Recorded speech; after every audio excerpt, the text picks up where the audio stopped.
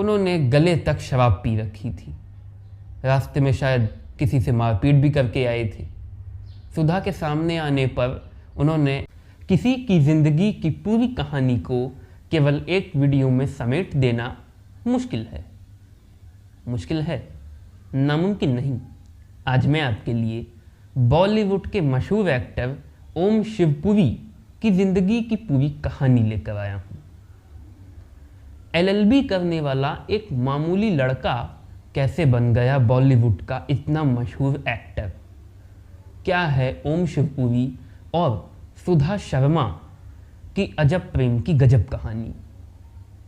कैसे दर्द से तड़प तड़प कर हो गई ओम शिवपुरी की मौत, और क्यों ओम शिवपुरी की मौत के दिन धूमधाम से त्योहार मनाते हैं लोग।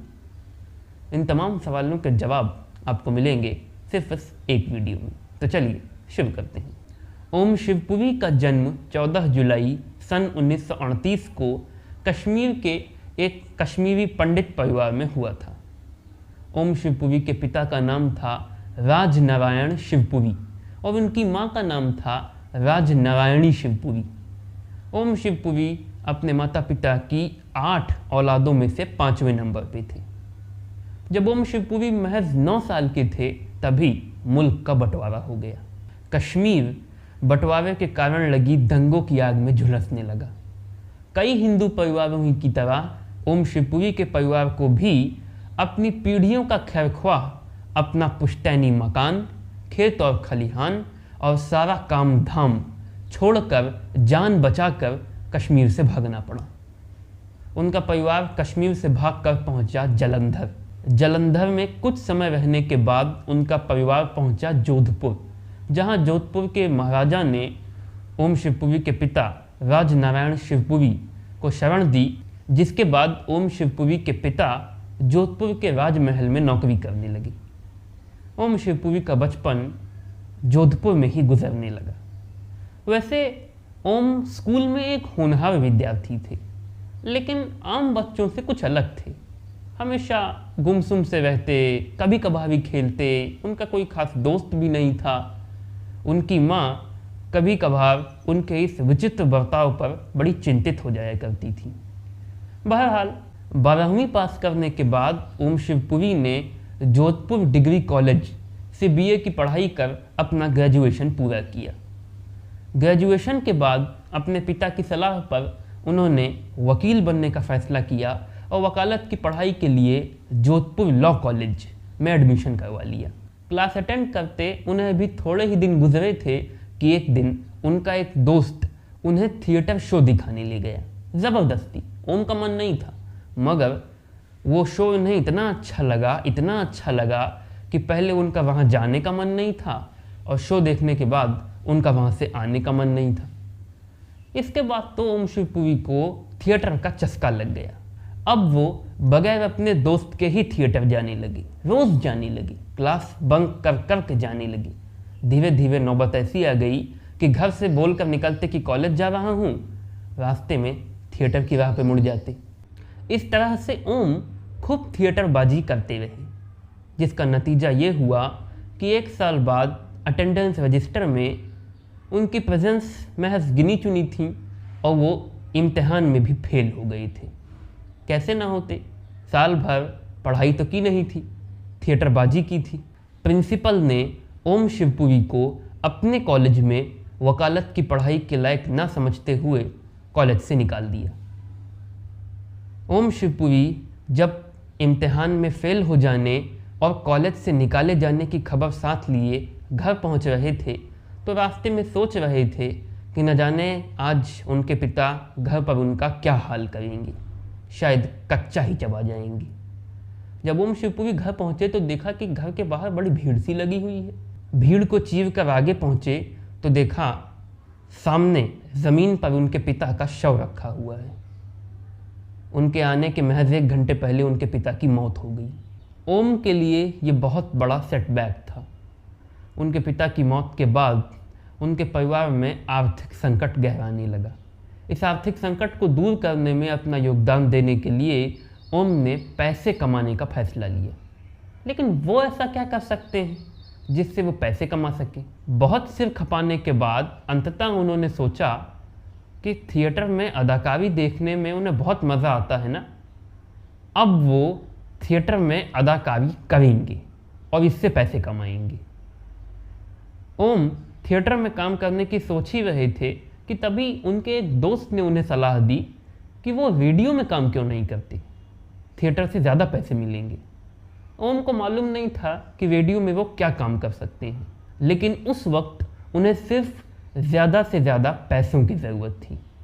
वो राज़ी हो गए और जोधपुर से जयपुर चले गए, क्योंकि उन दिनों आकाशवाणी का रेडियो स्टेशन जोधपुर में नहीं जयपुर में था। जयपुर रेडियो स्टेशन पहुंच उन्होंने वहां के चीफ से मुलाकात की और उन्हें अपने आने का प्रयोजन बताया। चीफ ने थोड़ी देर तक उनकी बातें ध्यान से सुनी और फिर उनसे बोले, रेडियो प्ले करोगे? ओम के लिए ये शब्द बिल्कुल नया था। रेडियो प्ले किस बला का नाम है उन्हें नहीं मालूम था, लेकिन फिर भी उन्होंने ज़्यादा पैसों के चक्कर में हामी भर दी। चीफ ने उनकी मुलाकात करवा दी हर शाम आकाशवाणी पर टेलीकास्ट होने वाले रेडियो प्ले के डायरेक्टर से। उसके बाद डायरेक्टर ने उन्हें तकरीबन 2 महीने की ट्रेनिंग दी। इस ट्रेनिंग में उसने ओम शिवपुरी को वॉइस मॉड्यूलेशन के ज़रिए ऑडियो एक्ट करना सिखाया, जिसके बाद ओम शिवपुरी हर शाम आकाशवाणी पर टेलीकास्ट होने वाले रेडियो प्ले में बतौर एक्टर काम करने लगे। रेडियो प्ले में उनके अपोजिट एक्टर्स के तौर पे काम करने वाली बहुत सारी लड़कियां भी थीं। शायद आपको ना मालूम हो, ओम शिवपुरी अपनी जवानी के दिनों में खासा हैंडसम दिखते थे।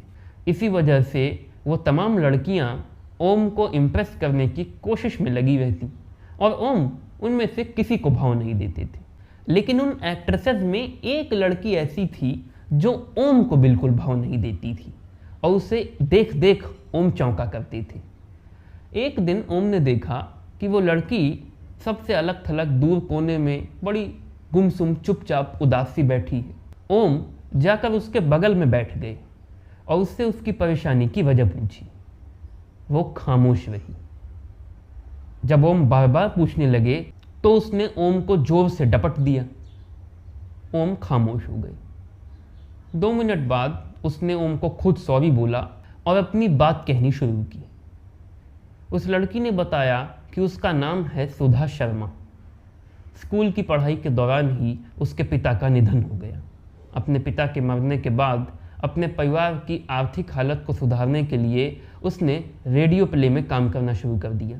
अब 12वीं की पढ़ाई करने के बाद वो आगे पढ़ना चाहती है, बीए कर ग्रेजुएशन करना चाहती है, लेकिन बीए की पढ़ाई और रेडियो प्ले साथ साथ संभव नहीं, इसीलिए वो इतनी दुखी है। इस पर ओम शिवपुरी ने कहा, मैं तुम्हारी मदद करूँगा, तुम बीए में एडमिशन लो, बाकी सब मुझ पर छोड़ दो।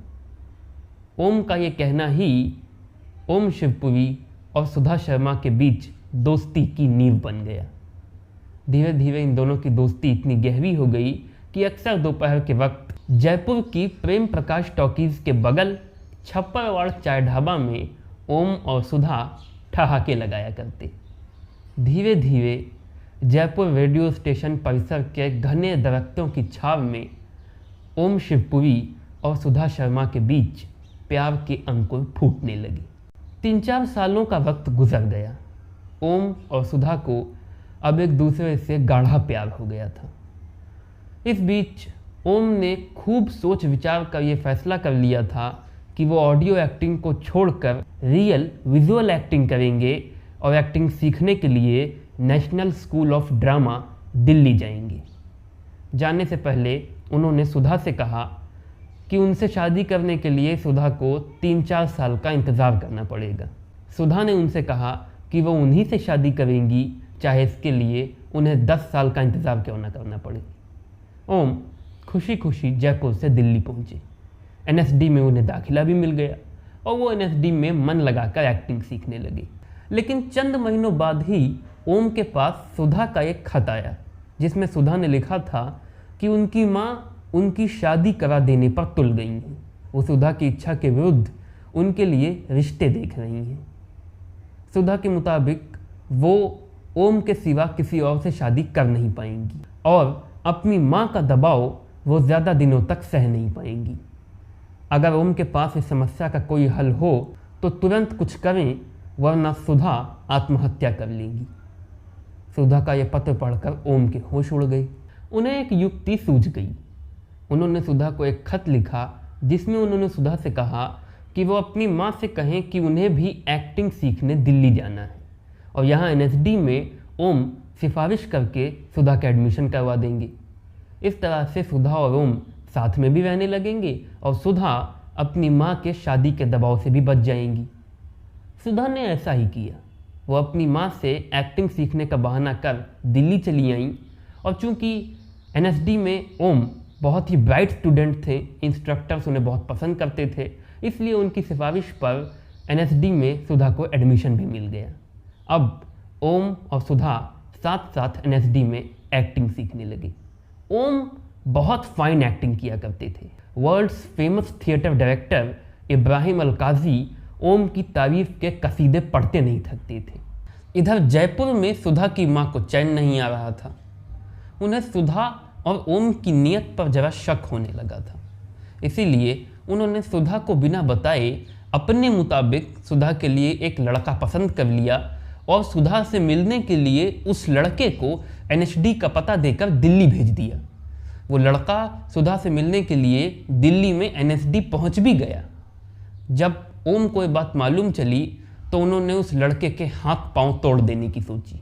लेकिन ये क्या, ओम ने देखा कि सुधा उस लड़के के साथ बड़ी तफसील से, बड़ी तमीज़ से, बड़ी मुस्कुराहट से, प्यार से बात कर रही हैं।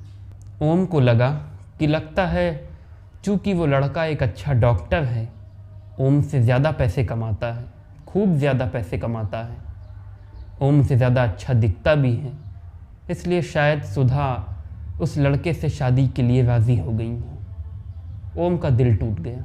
वो उसी वक्त NSD से चले गए। तकरीबन आधी रात के वक्त झूमते लड़खड़ाते हुए वापस लौटे। उन्होंने गले तक शराब पी रखी थी। रास्ते में शायद किसी से मारपीट भी करके आए थे। सुधा के सामने आने पर उन्होंने टिपिकल देवदास टाइप बेवफाई की बातें करनी शुरू कर दी। सुधा पहले तो उनकी ये हालत देख खूब हंसी और फिर उन्हें प्यार से समझाते हुए बोली कि उन्होंने उससे शादी करने के लिए हामी नहीं भरी है, उन्होंने शादी के लिए उसे मना ही कर दिया है। लेकिन अब जैसा कि ओम चाहते थे कि सुधा उसे बदतमीजी से मना करे, तो सुधा ने ऐसा इसलिए नहीं किया क्योंकि उसकी बेइज्जती कर सुधा यहाँ NSD में अपना और ओम का तमाशा नहीं बनाना चाहती थी। सुधा की ये बात ओम की समझ में आ गई। तब उनकी जान में जान आई। 2-3 सालों का वक्त और गुजर गया। NSD में सुधा और ओम का कोर्स पूरा हो गया। जब ये खबर सुधा ने जयपुर अपनी माँ के पास भेजी तो उन्होंने सुधा के पास एक खत भेजा जिसमें उन्होंने सुधा से कहा कि उन्होंने जयपुर में सुधा की शादी तय कर दी है। जल्द से जल्द सुधा अपनी शादी के लिए जयपुर पहुँचें, वरना वो सुधा को लेने के लिए दिल्ली आ जाएंगी। सुधा और ओम के सामने वही मुसीबत फिर से एक बार मुँह बाए खड़ी हो गई। लेकिन इस बार ओम ने इस समस्या को जड़ से मिटाने के लिए हल खोज निकाला। उन्होंने सुधा से शादी करने का फैसला कर लिया। दिल्ली में बंगाली मार्केट के पास बाबर लेन वाली सड़क पर ओम शिवपुरी ने एक छोटा सा कमरा किराए पर लिया जिसमें उनकी और सुधा की शादी हुई। शादी का मंडप सुधा ने अपनी सहेलियों के साथ मिलकर तैयार किया था। दूल्हे का सारा साजो सामान ओम के दोस्त उनके लिए लेकर आए थे। इस शादी में 15-20 लोग शरीक हुए। रस्मों में ओम शिवपुरी के अभिभावक की भूमिका निभाई विख्यात साहित्यकार मोहन राकेश ने और सुधा शर्मा के अभिभावक की भूमिका निभाई मशहूर कवि सर्वेश्वर दयाल सक्सेना ने। शादी के बाद ओम और सुधा ने कुछ समय तक दिल्ली के मॉडर्न स्कूल में नौकरी की। इसके बाद ओम और सुधा ने मिलकर अपना खुद का एक थिएटर ग्रुप बनाया जिसका नाम उन्होंने रखा दिशांतर। और फिर इसी थिएटर ग्रुप के साथ अलग अलग जगहों पर, अलग अलग शहरों में थिएटर शोज़ करने शुरू कर दिए, जिनमें से आधे अधूरे खामोश अदालत जारी है और तुगलक नाम के उनके ये 3 नाटक पूरे देश में मशहूर हुए। इस बीच ओम और सुधा की एक बेटी हुई जिसका नाम उन्होंने रखा ऋतु। फिर एक बेटा हुआ जिसका नाम उन्होंने रखा विनीत। जिंदगी अच्छी खासी आराम से गुजर रही थी, मगर तभी साल 1970 में विख्यात साहित्यकार मोहन राकेश, जिन्होंने ओम शिवपुरी की शादी में उनके अभिभावक की भूमिका भी निभाई थी, उनका निधन हो गया। और निधन भी कैसा, मोहन राकेश को एक बीमारी हो गई जिसका इलाज करवाने के लिए उनके पास पर्याप्त पैसे नहीं थे, तो इलाज न हो पाने के कारण मोहन राकेश की मौत हो गई। इस घटना ने ओम को भीतर तक झकझोर दिया। उन्होंने सोचा, पैसों के मामले में उनकी जेब भी मोहन राकेश की जेब से ज़्यादा गर्म नहीं, और अगर खुदा न खास्ता कभी उन्हें कुछ ऐसा हो गया तो वो अपनी पत्नी और अपने बच्चों को मुसीबत के कुएं में ढकेल कर जाएंगे। इसीलिए इस घटना के बाद ओम शिवपुरी ने फैसला कर लिया कि उन्हें पैसे कमाने हैं, खूब पैसे कमाने हैं, और अदाकारी के ज़रिए खूब पैसे थिएटर नहीं दे सकता, फिल्में दे सकती हैं। जिंदगी के इसी मोड़ पर ओम शिवपुरी ने फैसला कर लिया कि उन्हें थिएटर में नहीं, फिल्मों में काम करना है। मगर फिल्मों में काम वो करेंगे कैसे? कुछ दिनों बाद की बात है। एक दिन ओम शिवपुरी अपने एक नाटक आषाढ़ का एक दिन में काम कर रही थी। ये तो उनके लिए बहुत आम बात थी, मगर यह दिन उनके लिए आम नहीं, बहुत खास होने वाला था, क्योंकि सामने दर्शकों की कतार में बॉलीवुड के एक मशहूर डायरेक्टर मणि कौल बैठे हुए थे। दरअसल मणि कौल उन दिनों आषाढ़ का एक दिन इसी उपन्यास पर एक फिल्म बना रहे थे, तो वो इस शो देखने आए थे कि शायद इस शो से उन्हें फिल्म के स्क्रीन प्ले में कुछ मदद मिल सके। मणि कौल को ओम शिवपुरी की अदाकारी बहुत पसंद आई। शो खत्म होने के बाद उन्होंने ओम शिवपुरी को अपनी फिल्म आषाढ़ का एक दिन में काम करने का ऑफर दिया। सामने से फिल्म का ऑफर ओम पुरी ने लपक के लपक लिया और मणि कौल के साथ दिल्ली से बम्बई पहुंच गई। मणि कौल ओम शिवपुरी के काम से बहुत प्रभावित हुए, इसीलिए उन्होंने अपने दोस्त राइटर डायरेक्टर गुलजार से कहा कि वो अपनी अगली फिल्म कोशिश में ओम शिवपुरी को कोई रोल दे दे। कोशिश में ओम शिवपुरी की अदाकारी देख डायरेक्टर ऋषिकेश मुखर्जी ने ओम शिवपुरी को अपनी फिल्म नमक हराम में रोल दे दिया। नमक हराम वो फिल्म थी जिस फिल्म ने बॉलीवुड में ओम शिवपुरी के कैरियर को एक ऊंची उड़ान दी। इस फिल्म के बाद बॉलीवुड में ओम शिवपुरी का कैरियर चमक उठा। इस फिल्म के बाद ओम शिवपुरी को एक के बाद एक कई फिल्मों के ऑफर्स मिलने लगे। वक्त का पहिया ऐसा घूमा कि जो ओम शिवपुरी अपनी जेब में केवल 1,500 रुपये लेकर बम्बई आए थे, उन्होंने महज 2 साल के भीतर बम्बई में अपना खुद का मकान बनवा लिया। इसके बाद ओम शिवपुरी बम्बई से दिल्ली गए और वहाँ से अपनी पत्नी और अपने बच्चों को भी अपने साथ बम्बई ही ले आए। इसके बाद 70 के दशक में ओम शिवपुरी ने अचानक, आंधी, खुशबू, शोले, उधार का सिंदूर, जीवन ज्योति, नौकरी, सरकारी मेहमान, किताब, ईमान धर्म, डॉन, पति पत्नी और वो, सरगम, फरिश्ता या कातिल और द ग्रेट गैम्बलर जैसी कई फिल्मों में काम किया। इसके बाद 80 के दशक में ओम शिवपुरी ने इंसाफ का तराजू, खूबसूरत, फिर वही रात, बंदिश, द बर्निंग ट्रेन, नसीब, कुली, कुदरत, सम्राट, बेमिसाल, डिस्को डांसर, पेंटर बाबू, ज़माने को दिखाना है, आखिरी रास्ता, गुलामी, मददगार, दाता, गिरफ्तार, मिट्टी और सोना, खतरों के खिलाड़ी, बीवी हो तो ऐसी और स्वर्ग जैसी कई फिल्मों में काम किया। 14 अक्टूबर सन 1990 को ओम शिवपुरी चेन्नई के एक होटल में थे। वो वहाँ फिल्म फूल बने अंगारे की शूटिंग के सिलसिले में गए थे। तकरीबन आधी रात के वक्त उन्होंने अपनी पत्नी सुधा को फ़ोन लगाया और उनसे बोले, दोस्त कह रहे हैं कि मैं उनके साथ ताश खेल लूँ, कहो खेल लूँ ताश। दरअसल सुधा ओम को हमेशा ताश खेलने से मना करती थी। सुधा ने ओम से कहा, आपके दोस्त सुन रहे होंगे, हंसेंगे आप पे। ओम ने यह सुनकर हंसते हुए फ़ोन काट दिया। सुधा भी ये सोचते हुए सो गईं कि कल शाम को जब ओम शिवपुरी वापस घर आएंगे तब वो उनके लिए खाने में उनकी कौन सी मनपसंद डिश बनाएंगी। लेकिन सुधा को क्या मालूम था कि ओम शिवपुरी अगली शाम नहीं आने वाले थे, वो अब कभी नहीं आने वाले थे, क्योंकि उसी रात ओम शिवपुरी को सोते सोते अचानक पता नहीं कैसे हार्ट अटैक आ गया। उन्हें दर्द होने लगा, वो बिस्तर पर ही दर्द से तड़पने लगे। वो चिल्लाना चाहते थे मगर उनके मुंह से आवाज़ नहीं निकल पा रही थी। छटपटाने के दौरान ही वो बिस्तर से ज़मीन पर गिर पड़े और तत्काल उनकी मौत हो गई। ओम शिवपुरी की मौत से उनकी पत्नी सुधा शिवपुरी को ऐसा सदमा पहुंचा कि वो अवसादग्रस्त हो गई। बहुत दिन के बाद उनकी मानसिक हालत दुरुस्त हुई। ओम शिवपुरी की बेटी रितु शिवपुरी ने भी अपने पिता के नक्शे कदम पर चलते हुए अभिनय का रास्ता चुना।